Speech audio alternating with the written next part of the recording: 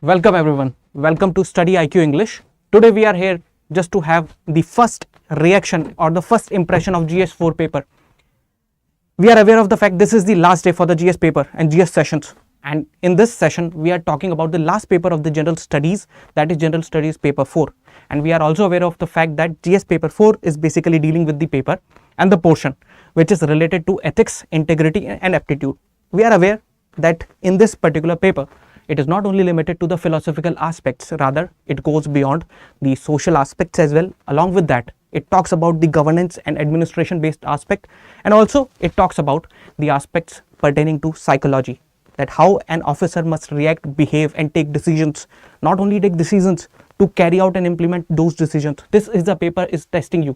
So I welcome you all just to have a look what UPSC is expecting this year, and we will try to compare what UPSC has been asking in the previous years. Is there any change?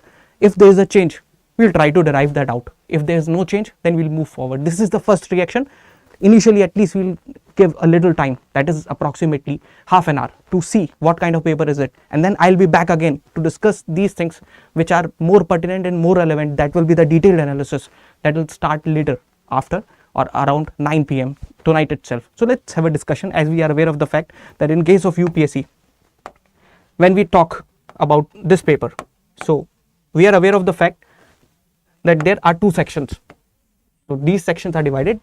Here question number 1 is very pertinent. We are often in terms of the conversation using the phrase integrity. So here integrity has been asked, and it is not only the integrity, any other integrity, but an adjective is associated with integrity, that is moral integrity. By itself, integrity would have rather meant about the moral situation, but it is moral integrity. We are being asked, what do you understand by moral integrity and professional efficiency? Sometimes some people are men of integrity, but they are not efficient. This combination, efficiency and integrity, is the most desired combination in any sort of governance. We need both, man who gives the result and the man who is the man of integrity. That is why UPSC is asked, but now they have asked not in the context of the general public life or public services. They have asked in case of corporate governance. So two different elements, one from the integrity, other one is the professional efficiency, which comes from the public administration or professional administration. They have been combined in the essence or in the context of corporate governance. This is what UPSC is asked in question number 1. And as we are aware of the fact, they ask you the questions which are necessary, the questions which are all we have to need to attempt these questions in 150 words. These are 10 marker questions and we have to attempt that, and each question will be divided into some sub parts. So here in question number 1, second part is basically talking about the international aid. So it is talking about the ethics in international relation. Remember, this is amongst the last pointers of our GS4 syllabus. So it is ethics in international aid they are talking about, and let's read out the question what it says. International aid is an accepted form of helping for resource challenged nations. Comment on the ethics in contemporary international aid. Support your answers with the help of suitable examples. So examples are necessary for any answer. UPSC has not deviated. It has been like previous trends what UPSC has been asking, that they are intermixing the content from different topics of the syllabus and then they are asking. This is comparatively more similar to what UPSC has asked from previous years, but the thing is they have kept the theme intact. Format has been changed. The subtopic within the topic is changed. They are talking about international aid, and we have to look at the perspective what is international aid, whether this international aid has been used as a form of conditionalities to rule over or to bring over a new form of colonial or imperial enforcement over the countries which are actually resource deprived, which are resource challenged countries in any way. Resources may be anything. Resources may be anything. It may be human resources, it may be the other resources, and I welcome you all. Yes, all the questions are compulsory. If there are choices given, they would reflect that, but all the questions are compulsory. You have to attempt all the questions. In section 1, they are going to ask you multiple questions. In every question there will be 1 or 2 parts, sub parts. Some question will be in itself. Welcome Ajay and welcome Covid and other aspirants, those who are currently watching. I welcome you all to the discussion on this. Moving forward, let's have a just try to have a look what UPSC is basically asking.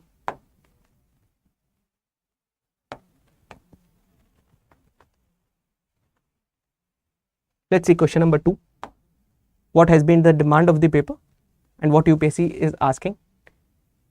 Again, corruption is the very pertinent topic, and we are aware of the fact corruption is a socio-political and governance-based situation and challenge which is affecting each and every individual. And we are aware of the fact that controlling the corruption and basically the cause of the corruption are generally those people who are having the powers.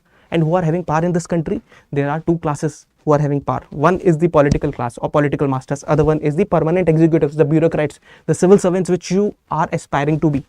So it is there in your hand. आप चाहे तो power को रोक सकते हैं, and if you want then you can unleash the power. So that is up to us. Let's see what is the question on the corruption.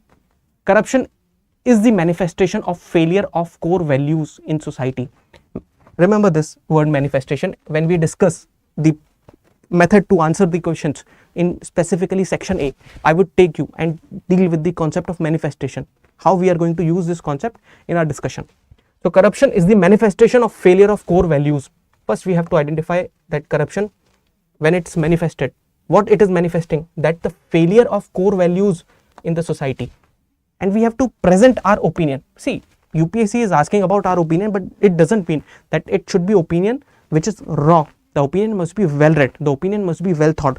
That is what UPSC is expecting you, that throughout your journey, whenever you try to go through the syllabus of different papers, you must be aware of the fact that we have to bring out the opinion which can be widely used, the opinion which must be backed by some sense of reasoning.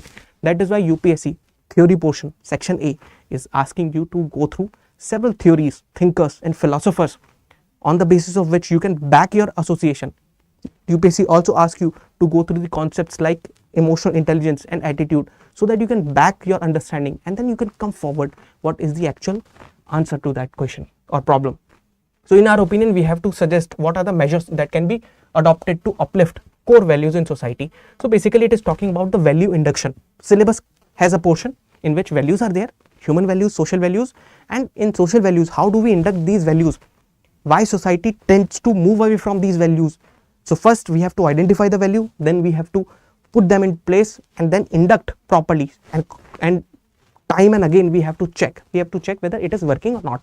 This is what UPSC is considering you to be understanding at this point of time, and I believe that these types of questions will ask you to think more deeper into your thought process, so that next year whenever you appear for this paper, you have a certain sense of idea what UPSC may ask. Anyways, moving to the next question, if we have understanding what UPSC is asking.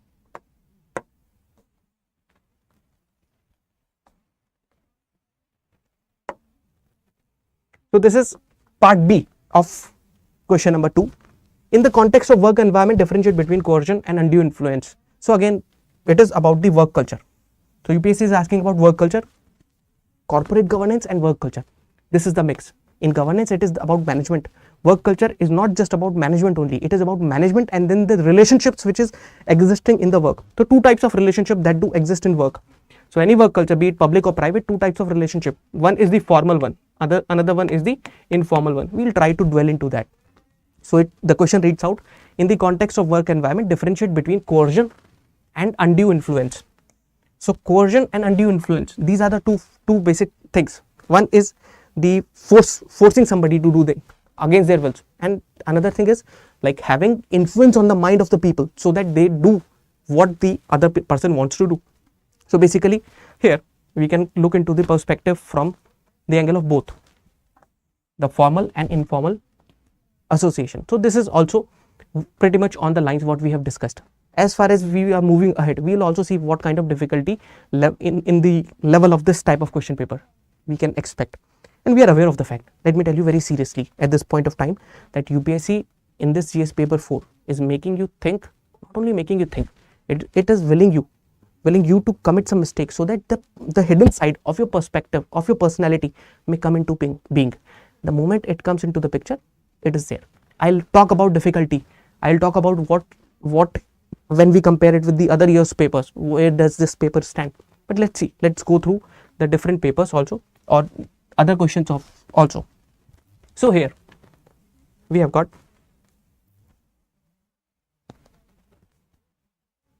question number 3. Question number 3, you can see 3 parts are there. Each part is 10 words. We'll see how to attempt these 10 words. Given below, there are 3 quotations. There are 3 quotations of great thinkers. What do each of these quotations convey to you?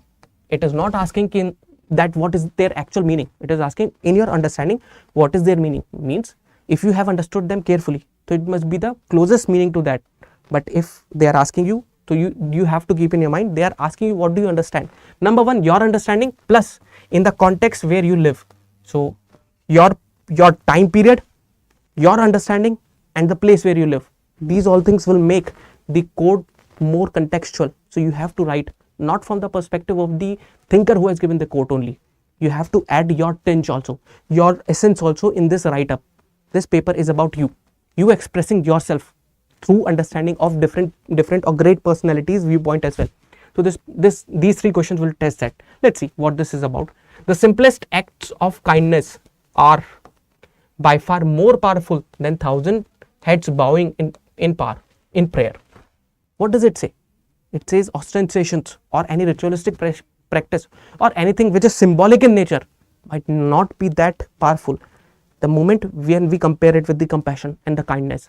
If you are showing or moving forward your helping hand, that I am here to help you out. If you are in pain, I'll help you out. If that compassion comes from you, let me tell you, this is going to help us. This is going to help us in understanding this code, that it is the kindness that is more powerful. Kindness is a step, is a value that lifts up you from just being a normal creature, biological being, to a social being, and ultimately to a spiritual being. So kindness is that ladder that provides us. So Mahatma Gandhi talked about this thing. Moving forward, there is another quote by Jawaharlal Nehru. What he is saying? To awaken people, it is the women who must be awakened. Once she is on the move, family moves, village moves, nation moves. It is similar to the other quote that if you teach a person, you educate one person. If you teach a woman, she teaches the entire family, and ultimately from family, entire society, and society, a nation. So things are connected, organically connected everywhere. If we see the social fabric is not that disintegrated. Even it may seem or it may appear to do so, but the thing is they are integrated. One affects the other.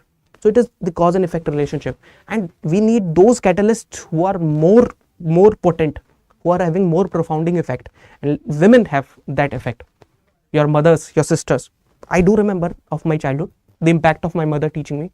I do remember the impact of my elder sister teaching me, and I do carry those thoughts in my mind. I do remember my grandmother, what she taught me in the form of simple basic stories, even though they may be from Panchatantra, even though they may be from the basic rural raw background, but those stories were having messages, that those messages are resonating in my mind when I think about something, when I take some decision, when I write some paper, when I write about the essay, think about the essay. These things come into my picture. For ethics, they are all the more important. So hence it is about the role of women. Again, this is not very unexpected. Yes, this type of quote can be asked. So what they are asking the importance of women in the quote and how this can result into the betterment of society. So not only in simple education scale, the betterment would also result at the moral level as well. So awakened women, awakened with respect to their own sense of development. If they are empowered, if they know what is right and what is wrong, that can be talked about here. So it seems as far as here, questions are not difficult. But yes, one thing I must tell you, questions may not seem difficult, but yes, they have got some interlinkage. You have to link from one topic to another topic. This is making them from easy to moderate zone. We will also try to see whether the paper is in the easy zone or moderate or difficult zone. So far as it, according to me, understanding wise questions are not very difficult. But yes, you have to draft the answer. It means they are becoming slightly moderate in their essence. Moving forward, as we see, a practice which everyone must follow, we must read the stage wise or step wise. Now the third question, C subpart. Do not hate anybody. So it is about hatred, rather it is about love, because that hatred that comes out from you, must in long run come back to you. If you love, then that love will come back to you, completing the circle. So as we see, as we are aware of the fact, this in this entire cosmos, what you exude, you return back. It is a kind of goodwill. It is a kind of the action and reaction, cause and effect. You hate, in return you get the hate. Newton's third law, action to the reaction. So if we apply these principles to the social science, we are aware of this. The golden commandment or the rules that you should do to others what you expect others to do to you. These are the simple things which we are aware in case of ethical understanding, but very normal. So question is easy. For here we have got like plenty of discussion over this in the classroom as well. When class happens, this the theme of love and the compassion, that is the prime theme around the moral issues. Moving to the next part.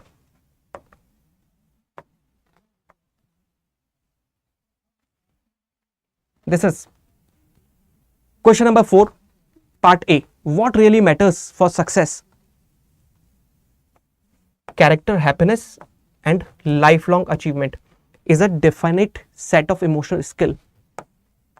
Your emotional quotient, not just purely cognitive abilities that are measured by conventional IQ test. Very simple question, but just given in the form of phrase. Give reasons to support your answers. So this is not a difficult question on my understanding. On the approaches, on the copies that I have seen from numerous of the students, I can tell you it is about emotional quotient. Right now you are watching this video. You know that this video is important for you, and I welcome you that you do start interacting on this video as well before we talk about the detailed discussion. So this video is important for you. The moment you realize that I need to leave this video, the moment you feel that I am tired because this is the continuously ongoing process of learning, I am telling you, if you are leaving at that point, it means you are weak in your emotional intelligence. If you continue unless until you reach your goal, it means that emotional quotient that helps you, that emotional intelligence that helps you to attain your goal must be there. So it is about emotional intelligence, which is not just talking about the success. Some sort of success can be measured through intelligence quotient. For example, very intelligent people, intelligence are of different types. For example, one kind of intelligence is musical intelligence, and I am aware of the fact that musical genius is Michael Jackson. So he left his body in a very devastated condition. So his soul migrated from his body, or he died in a very pathetic condition with only few drugs in his stomach. I'll use this example again when I discuss this detailed analysis. But why is it so? Because he might be having that intelligence but not the emotional quotient to sustain with that. And on the other hand, we have got multiple leaders. Even if I talk about the fraternity of sports, so in the sports fraternity, specifically in the name of cricket, we have got one personality of the recent times, Mahendra Singh Dhoni.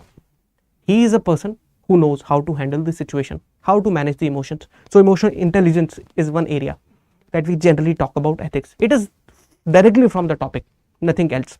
So what we can expect, this question makes it slightly easier side to our paper. So we consider that this paper so far is easy to moderate, nothing much is very difficult. Okay, so moving to the next part of question number 4. This is again differentiate. So differentiation wala part, like where the questions are being asked about differentiate this term from this term.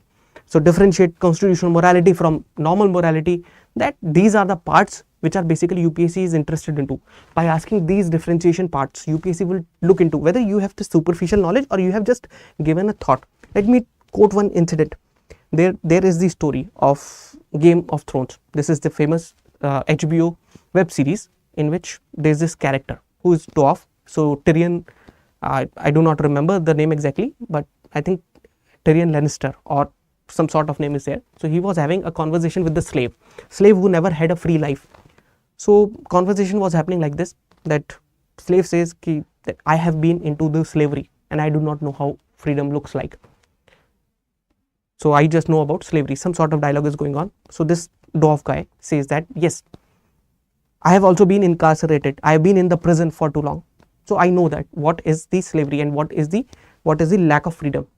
Slave replies that you have been in the jail for long enough to know it, but not long enough to understand it. So UPSC wants you to understand it. Understanding comes when you know it. when you know it and then you put into your actual psychological process, you internalize the process, you observe things around you from those values, perspectives, then you get to understand these things. So UPSC is asking you about what is the difference between moral intuition and moral reasoning. Intuition is based on something which is reactionary, which is not very thoughtful. Reasoning comes with the idea of some sense of judgment, discernment. Then only you will be able to judge, right? Sometimes you might have heard of story of Akbar and Birbal, and there are stories, plenty of stories of Akbar and Birbal. And Akbar Birbal story, there are stories where Birbal has been shown as a person who's filled with wit. He is the person who is very smart guy, right? Street smart, but this person is not able to judge many things according to the situation when it comes to his own strength. So Birbal died in the battlefield because it was the it was a lapse of judgment. He could not judge. So moral intuition and moral reasoning, the difference is how much thought process we engage. In case of intuition, it is less amount of thought process. In case of reasoning, it is a more amount of thought process. So we have to come up with the example. You need to think about it. Yes, I can understand this is not the easy question to be asked. Next is again my favorite, and I had a hunch that there will be question on conscience. Not only conscience, it will ask what are the limitations of conscience, or there will be comparison of conscience. Let me see this, what kind of this question. So again, I'll take the different color. It's been the same color for way too long. So green is the color right now. All right. Is conscience a more reliable guide when compared to laws, rules and regulations in the context of ethical decision making? So whenever we have to make the ethical decisions, when it is in the private life or public sector or the private profession, we have to see what kind of the help we can get from the conscience. So we have to analyze whether conscience is good or bad, whether conscience has some limitations or it is the full-fledged tool with the humanity. For Mahatma Gandhi, conscience was one thing which is the strongest potent area, but for others it might not be. So let's see. So this is important question, and I am very happy to see that this question is there, because often in the classes I have discussion around conscience, and conscience is one area that is often misconstrued. We do not have much of the idea about the conscience. What is it? How does it comes into the picture? That is another thing. Then comes next part B, probity. Probity is basically about the higher standard of ethical values if we are able to hold in the public life. So probity is essential for effective governance and socio-economic development. Yes, it is true. The very essential condition for socio-economic development and the establishment of good governance is to have probity in system. Probity put in place into the system. That is it. So it is also again on the lines which were actually expected from the paper. Now coming to the next question. Let me raise some of the parts. Okay, so after 5 p.m. many people, those who have appeared in the paper, they must have also joined us our discussion. So let's see. Again, I welcome all those who are joining right now. So question number 6 part A. It is expected because for a long time it has never been asked about Guru Nanak Dev Ji. So what were the major teachings of Guru Nanak Dev? Explain their relevance in contemporary world. I am telling you all the questions here. It is categorically mentioned that you have to talk about contemporary world situation, but in all the questions you have to talk about the contemporary existing contextual situation. If you put those words, those thought process in the context, then only you will be able to reach to the correct situation. Moving to the part B, social capital. I vouched it again, not this year but in the year 2020, that there will be some questions on social capital, because social capital is one such area where India might stand out, and social capital is a tool through which you can gain prosperity, socio-economic development. What is social capital? We learned in detailed analysis. How does it help? Some of the optional student might be aware of social capital, but for others, those who are not having the idea of social capital, we'll have the detailed discussion about social capital and how it will enhance good governance. Whatever comes, the important values we are talking about, it is about good governance and better public service delivery. We have to see that. We'll see in the analysis. So again, I'm happy to talk about social capital. So for some people, it might not be very predictable topic, but yes, social capital is, it can be expected by at least 50% of the people who are appearing for the mains examination. Anyways, moving to the next page to see what are the other questions. Okay, we have covered all the 6 questions. So roughly we have got 13 questions from section A. Section A is the theoretical portion. The one who is having strength in the paper 1, in the section 1, will be able to utilize the same strength in the other papers also. So I am telling you, focus upon this particular piece. First, enhance your paper section A so that you are able to convey, or so that you are able to go through the section B effectively. Section B is about the application of these learnings in your theoretical the learnings of theoretical perspective in the practical life. Decision making, that is the part of section B. So coming to the section B, case studies part, 120 marks of weightage, 6 questions. So in totality we have got 19 questions. 18 and 19 odd questions are there in every year's paper. So trend is not deviating from that. Case studies are of weightage approximately 15 or 20. Some are of 15, some are of 20. That may depend. So right now, what UPSC is doing in these cases, in the recent time period, UPSC is asking questions which are 20 marks each. So let's see what is this case studies about. Just try to look at the theme, because detailed we are going to discuss later. So you are working as an executive in a nationalized bank. Nationalized bank may be SBI or any other bank. One day, one of your colleagues tells you that her father is suffering from heart disease, needs surgery immediately to survive, and she also tells you that she has no insurance and the operation will cost around 10 lakhs. You are aware of the fact that her husband is no more. So it is the difficult situation. She is from the lower middle class family. You are empathetic about her situation. However, apart from the expressing sympathy, you do not have resources for her. So you might not be able to help her because you have limited resources. So a few weeks later, you ask her about the well-being of her father, and she informs that his successful surgery and he is recovering. She then confides you that the bank manager was kind enough to facilitate the release of rupees 10 lakh from the dormant account of someone to pay. Look at the situation. Now they are trying to put you in the trap. So case studies is about putting you in a situation when there is one good thing and then there's suddenly other thing which might look like evil. So they are talking about the case study where something bad has happened but with the good intention. So good intention, act might be bad. So it is about the intention, means we will discuss what is the trio, at least trio, that is intention, means and end. If we look at these trio, we have to analyze the different actions, different alternatives. So here something has happened, means was not good and she got the money, but yes, the result has been fine. Her father has been saved, a successful surgery. What would you do? So what are the ethical issues involved? We have to identify problem. So again it is the same, and then you have to evaluate the behavior of bank manager. What do you talk about the bank manager? Under what mindset the bank manager would have helped the colleague or helped this particular employee? Let's see. We have to see in the detailed situation.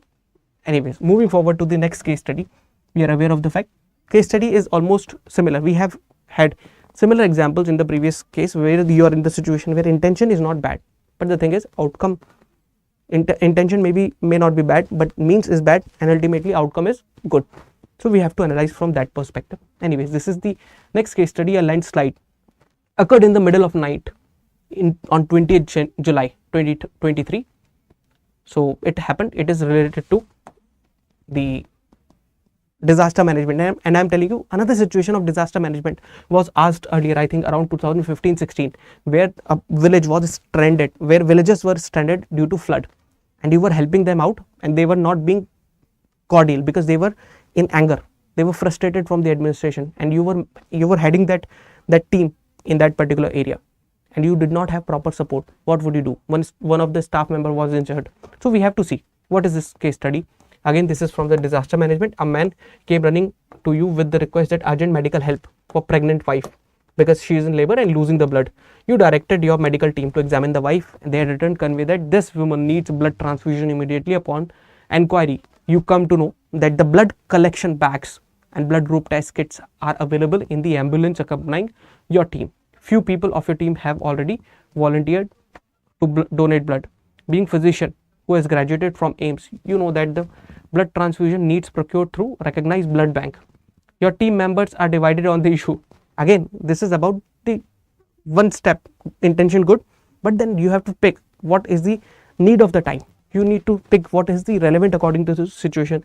Should there be the blood transfusion done or not in the given situation? Should she be dying in that situation? Because if you take the action, she might die. If you don't take the action, she will die. What would you do? This is that scenario. We'll read this case study in detail and try to see what is its answer. So I'm saying this is again the same situation where it is the perplexion or the confusion is there in the mindset, and then that confusion needs to be resolved. So all the aspirants, I hope this is the similar pattern. But yes, these are very challenging case studies. When you think on reading them, you might feel, oh, it is just any other case study. But when you start reading and then thinking about it, what to write, then there is a trap. Then comes what to write and what not. So understanding will help us. Understanding about the theoretical concept will help us. And I'm telling you, this is the portion which, this is the understanding which will take, for which you will take help from your theoretical portion and from your observation skills in your life. Moving to the next question. At 9 p.m. Saturday evening, Rashika, a joint secretary, was still engrossed in her work in her office. Her husband Vikram is an executive. So it is about the situation, or later she realizes that she will have to work on Sunday to finish additional tasks given by her superior. She reflects on how she had looked forward to this posting and worked long hours for months to achieve it. She had kept welfare of people uppermost in discharging her duty. She feels that she has not done enough justice to the family. She had not fulfilled her duties discharging.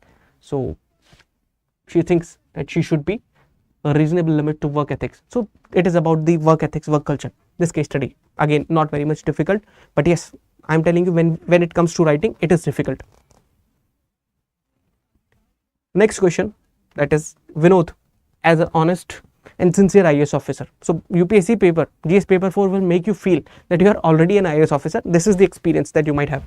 Vinod, an honest IAS officer, honest and sincere, recently has been taken over as a managing director of this corporation, transport corporation. This is the 6th transfer in the 3 years. His peers acknowledge his vast knowledge, its affability and uprightness.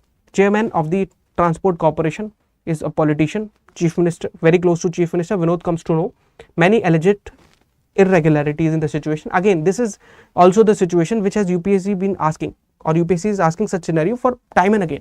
Again and again UPSC has asked these types of case studies where you find some irregularities, and those who are meddled in such irregularities or corrupt practices, they are the power holders, they wield power. So if you take the action, you are again in their bad books, but for Janta, you are in the good book. So it is again about the courage and the creativity that you can put in. There is next question which talks about, you have just been appointed as an additional director. So this is about, again, you are given a position and you are the chief architect of a division who is to retire in 6 months, is passionately working very important project for the completion of this, for the reputation. New lady architect Seema, this is Manchester School of UK as a senior architect. She is joining. Again, this is the old versus young. Let's see what is this case study is asking us. So chief architect, this has made chief architect insecure, and he is constantly worried about all the credit, whether if she gets a credit. So it is about this sense of insecurity or identity crisis that may arouse because of the new person who is having graduation. He would very often correct her in front of her colleagues and raise voice speaking to. So it is about the interaction. If interaction or the behavior, attitude with one person in public, if it gets affected, so, and ultimately she is tortured because of this. All right, let me tell you what is this case study about. This case study is about work environment. So this person per se is not bad, but there is insecurity because this new architect is there, and now this person becomes insecure because this person has done a lot of good work, but because this good work has been done, he is unsure if I will get the credit or not, because in the next 6 months I would be retiring. So if all the credit goes to this lady, then what about my work? So this insecurity is there. That is why out of this there is the eruption of a behavior which is unwelcoming when it comes to the work culture. So we have to see in this question again what are the basically options. So ethical issues and options So ethical issues, options available, and then what would be your response to SEMA's predicament or SEMA's issue. So this is again expected on the lines. Moving to the last case study, that is, you are held responsible for a position in a ministry in the government. So this is the powerful position. You are public servant here. One day in the morning, you receive a call from school of your 11-year-old son that you are required to come to meet principal.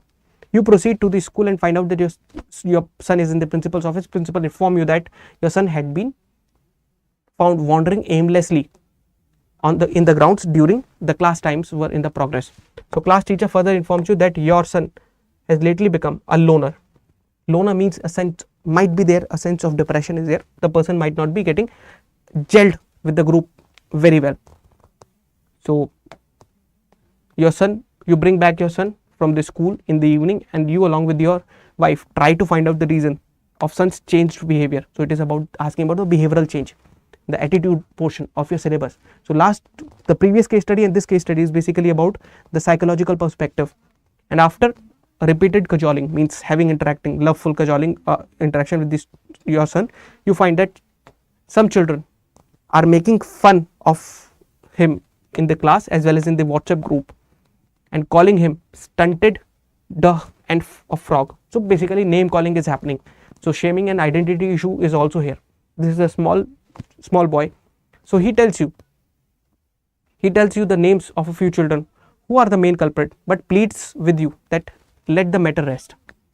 The son is saying, okay, these are the persons, but doesn't ask you to put any action or any complaint in the school. So after a few days during the sporting event where you and your wife were gone to watch the son play, one of the colleagues shows you a video in which student have caricatured your son. Further, he also points out that perpetrators who were sitting in this stands, you purposefully walks past to them with your son and go home. Next day you find on social media a video denigrating you, your son, and even your wife, stating that, and these are the very common challenge. What this case study is about? This case study is about bullying as well. So they are turning out to be bully, and this bullying attitude is not stopping at the son or peers level. It is even extended it has been extended to the family of that particular boy as well. So your friends and colleagues begin calling you out to find out the details. One of your juniors advised you to take counter video giving the background explanation and noting what has happened, and in turn posted a video that captured during the sporting event, likely perpetrators, etc. And this is the other things. All right. So this is a very long case study. I'm telling you, the paper is not easy. When you see these are the long case studies in this type of paper, the case studies are slightly longer. They put a stress on you. Reading these questions have already took approximately half an hour from our end.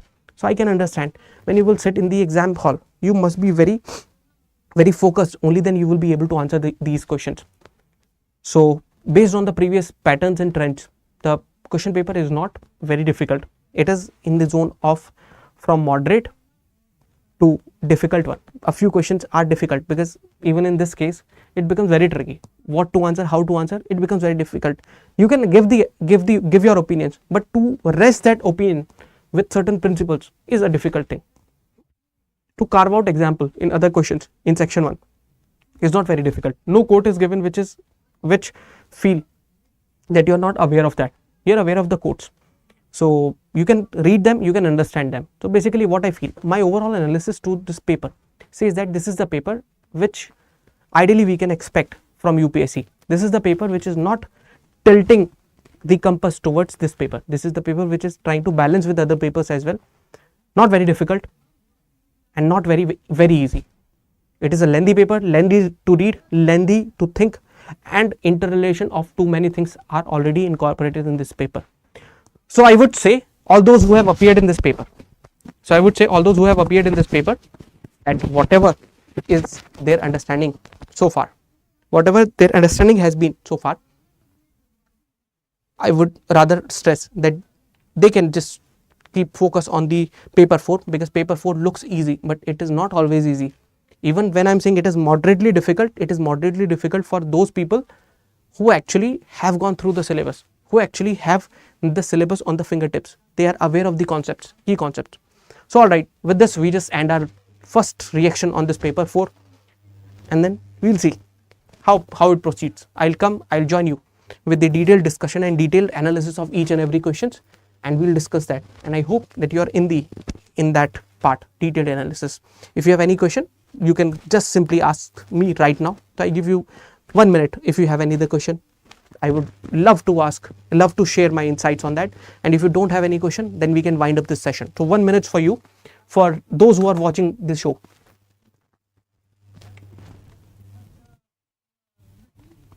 Ajay, you have asked all questions compulsory or there are choices? No, questions are compulsory, Ajay.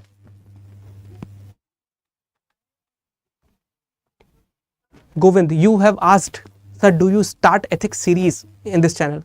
So ethics series may come in one form or other form. There is a team, we work as a team. So some of the members are doing ethics series, case study series. So they are going on, and as and when I get this opportunity or I get this time slot, so I'll also start the ethics series. That is the other thing. Yes, everyone, if there is any issue or the question that is there in your mind, please let me know.